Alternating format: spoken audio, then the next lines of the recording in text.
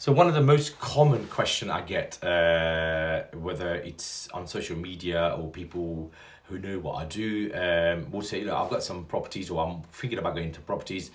Should I pay my mortgage off as I go along in every month? And my answer is very simple.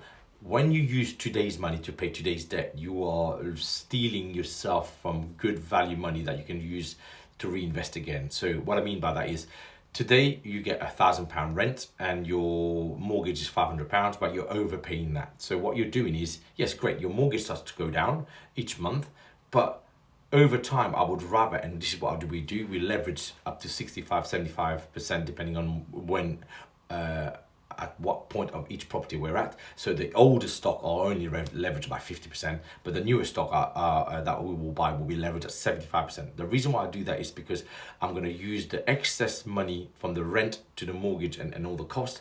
That excess money will get it reinvested into more properties. So instead of paying down the mortgage, the idea being that instead of having one house, you'll buy 10.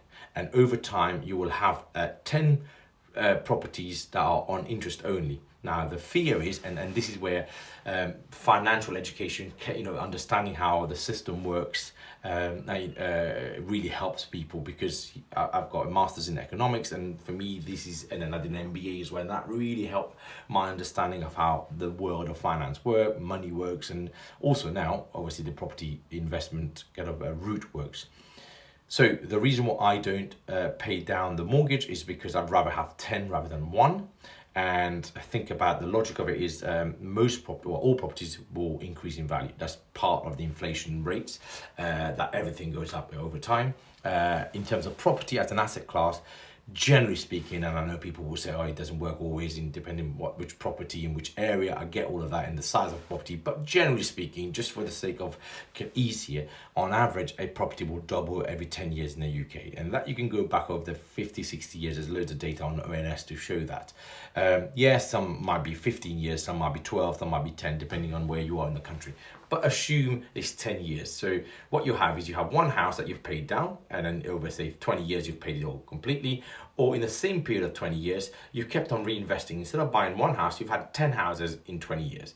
What that means is the first house you bought has now gone from 100,000, doubled to 200,000 10 years, and then another doubling in 20 years. So first house is worth 400,000. Imagine now you've got 10 of those 400,000, but you still owe only 100,000, assuming you didn't put a deposit, just to make the thing simple. So you've got 10 houses worth £400,000 each. So that's £4 million worth of asset, and let's assume you paid them each time 100,000. Over that period of time, you have 10 times 100,000. So you owe £1 million, but the asset value is 4 million. So in 20 years' time, you've got £3 million worth of